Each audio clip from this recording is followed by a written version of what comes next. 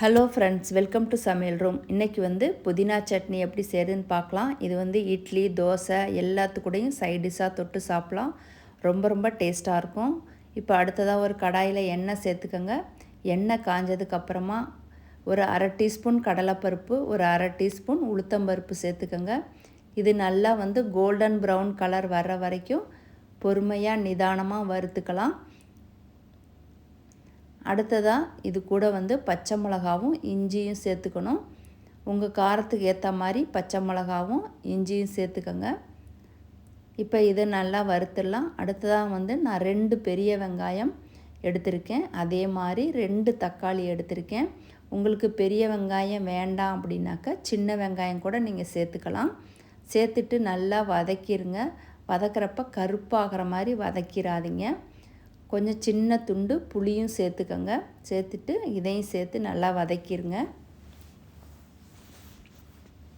இப்போ இந்த சட்னி சுடு சாதத்தில் ஒரு அரை டீஸ்பூன் நெய் சேர்த்து இந்த சட்னியை ஊற்றி சாப்பிட்டு பாருங்கள். ரொம்ப ரொம்ப டேஸ்ட்டாக இருக்கும்.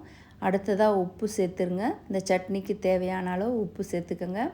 அடுத்ததாக நம்ம புதினாவை சேர்த்துடலாம்.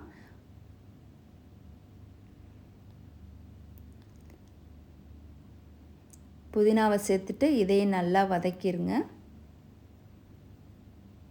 இஞ்சி கண்டிப்பாக போடுங்க. ஒரு சின்ன துண்டு புளியும் சேர்த்துக்கங்க.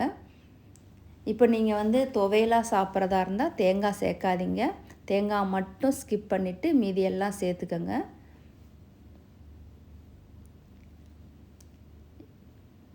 நான் இப்போ இது இட்லி தோசைக்கு சாப்பிட்றதுனால தேங்காயும் இது கூட சேர்க்குறேன். தேங்காய் பழைய தேங்காய் சேர்த்துறாதீங்க. பழைய தேங்காய் சேர்த்திங்கன்னா சட்னி கெட்டுப்போன வாடை அடிக்கும். அதனால் புது தேங்காய் சேர்த்துக்கோங்க. சேர்த்துக்கிட்டு இதையும் நல்லா வதக்கிட்டு இது நல்லா ஆறுனதுக்கப்புறம் மிக்சியில் ரொம்ப நைஸாக அரைச்சிடாதீங்க. அடுத்ததாக இதை தாளிச்சிடலாம். நல்லெண்ணெய் ஊற்றிட்டு ஒரு 1/4 டீஸ்பூன் கடலைப்பருப்பு, ஒரு 1/4 டீஸ்பூன் உளுத்தம்பருப்பு, ஒரு 1/4 டீஸ்பூன் கடுகு போட்டுக்கோங்க. பெருங்காயத்தூள் ஒரு 1/4 டீஸ்பூன் சேர்த்துக்கோங்க. அடுத்தது கருவேப்பிலை சேர்த்துக்கோங்க. சேர்த்துக்கிட்டு இதை சட்னியில் கொட்டிடுங்க. ரொம்ப ரொம்ப டேஸ்ட்டாக இருக்கும் இந்த புதினா சட்னி. இந்த வீடியோ பிடிச்சிருந்தா லைக் பண்ணுங்கள், ஷேர் பண்ணுங்கள், கமெண்ட் பண்ணுங்கள். மறக்காமல் சமையல் ரூமுக்கு சப்ஸ்கிரைப் பண்ணுங்கள். Thank you friends.